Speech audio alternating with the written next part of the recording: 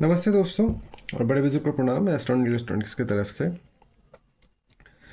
अ, अक्सर मेरा दोस्तों जब भी एम्पलीफायर बनाते हैं तो उन लोग तो एम्पलीफायर बना लेते हैं, एम्पलीफायर का साउंड भी अच्छा मिलता है। पर अक्सर ये शिकायत मुझे सुनाई देता है कि एम्पलीफायर में जो फ़ैन का नॉइज़ है वो बहुत दिक्कत देता है। Normally class A B amplifier में हीट तो होता ही है, पर उसके लिए फ़ैन लगाना भी ज़रूरत होता है। पर एम्पलीफायर में फ़ैन लगाए तो एम्पलीफायर का फ़ैन में जो नॉइज़ होता है फुल वॉल्यूम में, जब एम्पलीफायर का फ़ैन चलता है तो उसका एक नॉइज़ आता है, वो बहुत इरिटेटिंग होता है। तो उस चीज़ को मद्देनज़र रखते हुए मैं एक तो ये वाला सर्किट मैंने डिज़ाइन किया हूँ।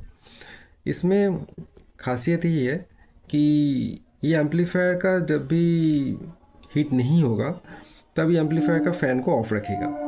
और अगर आपका एम्पलीफायर हीट हो रहा है पर फिर भी बहुत माइल्ड हीट हो रहा है तो यह आपका एम्पलीफायर का फ़ैन को तो ऑन कर देगा, पर उस टाइम एम्पलीफायर का फ़ैन बहुत ही लो स्पीड में चलता रहेगा।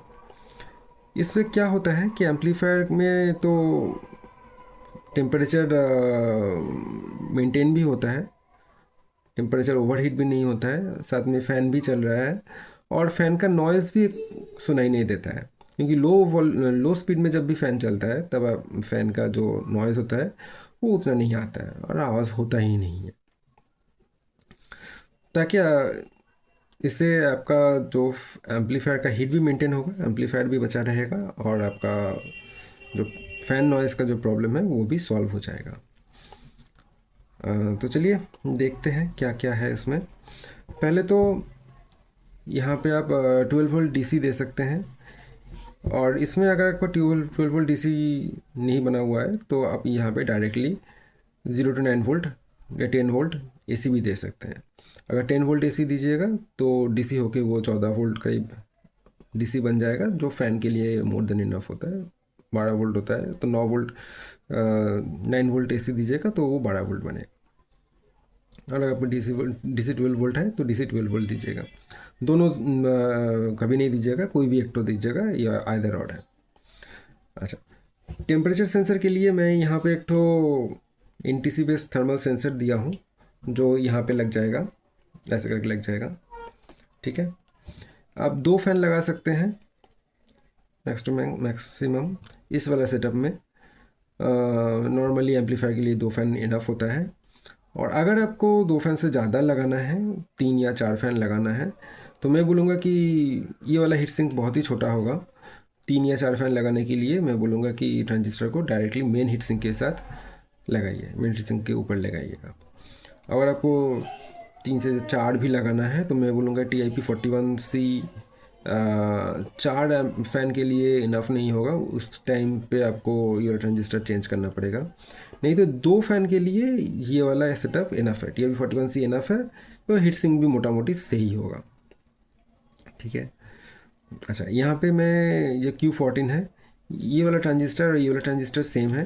कोई भी तो ट्रांजिस्टर लगाइएगा, दो मैंने लगाया हूँ क्योंकि ये एमिटर कलेक्टर बेस शायद ये आपको दिख रहा है। यहाँ पे एमिटर कलेक्टर बेस ये वाला है, पहले वाला एमिटर कलेक्टर बेस है और ये वाला बेस कलेक्टर एमिटर दिया हुआ है। कि कोई भी पिन कन्फिग्रेशन का ट्रांजिस्टर आपको मिले तो आप कोई भी ट्रांजिस्टर लगा सकते हैं, एमिटर कलेक्टर बेस भी लगा सकते हैं और बेस कलेक्टर एमिटर का भी लगा सकते हैं। ठीक है, तो ये वाला जो एलईडी है, ये वाला एलईडी पावर एलईडी नहीं है। जब आपका फ़ैन रोटेट करेगा तब भी एलईडी जलेगा। अगर आपका फ़ैन ऑफ रहेगा तो आपका ये वाला एलईडी नहीं ग्लो करेगा। अगर आपका फ़ैन फुल स्पीड में चल रहा है तो ये वाला एलईडी फुल ग्लो करेगा। अगर आपका फ़ैन धीरे धीरे चल रहा है, स्लो स्पीड में चल रहा है, तो ये वाला एलईडी डिम होके चलेगा। ठीक है, ये फ़ैन का स्पीड को डिनोट करने के लिए ये वाला एलईडी लगाया हूँ मैं। ठीक है। अच्छा, ये वाला जो प्रीसेट है इसको कैसे सेटअप करना है, इसके लिए मुझे एक तो अलग वीडियो बना के देना पड़ेगा, थोड़ा सा प्रोसीड्यूरल है ये। इसको सेटअप करने के लिए मैं अलग वीडियो बना दूंगा। हालांकि ये वाला जितना भी सेटअप अभी मैं दूंगा आप लोग को, तो ये प्रीसेट मैं सेट करके ही दूंगा।